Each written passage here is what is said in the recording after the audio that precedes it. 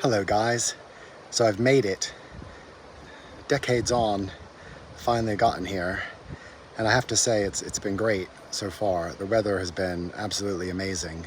I'm on the very top of the Temple of the Foliated Cross, and here's my view.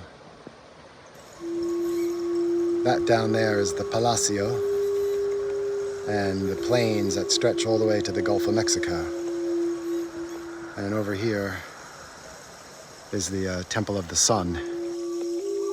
This temple, the one directly across from it and the one I climbed up, were all built in the late 7th century and are part of the so-called Group of the Cross.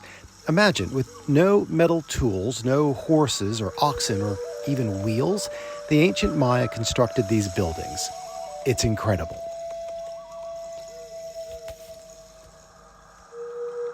But they're just a small part of this breathtaking site, located in southeastern Mexico, near the border with Guatemala, and a world away from Cancun's beaches and high-rise hotels.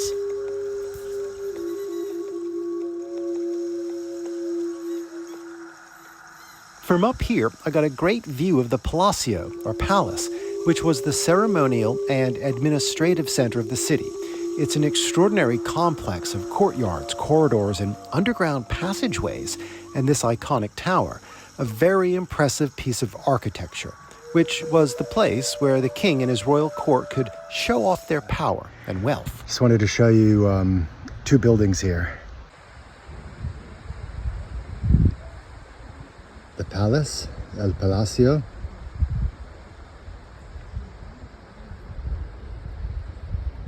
Temple of the Inscriptions.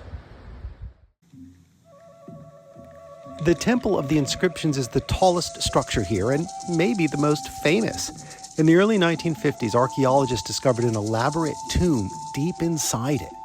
It was the burial site of Palenque's greatest king, Chianich Hanab Pakal, who ascended the throne at age 12 and ruled until his death at the age 80. His remains and all kinds of artifacts were found inside a 20-ton stone sarcophagus with an incredible carved lid that depicted his journey to the next world and his rebirth. There were also long, detailed inscriptions etched on the walls telling the history of Palenque and the story of Pakal's life and his sons, who also became kings. All of it was commissioned by him in the decade before he died. I mean, who needs a tombstone, right? Right next door, in the tomb of the Red Queen, is another burial chamber. A noble woman, believed to be Pakal's wife, which makes sense, whose remains and sarcophagus were covered in bright red cinnabar powder. There are other temples here that have been excavated, and a small ball court, but less than 10% of this site has been revealed or worked on. And there are literally hundreds of other structures still hidden, still covered in the jungle. And so I just enjoyed wandering around, taking it all in.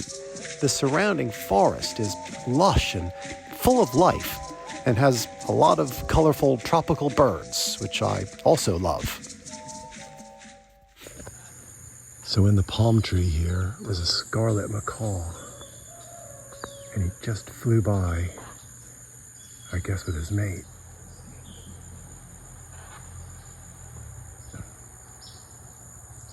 There they go. Bye-bye. Palenque's ancient name was Lacam Ha, which means big water, likely because it was built next to the Otolum River, the vital water source that runs right through the site. You can still see it, and some really cool waterfalls as you walk through the forest.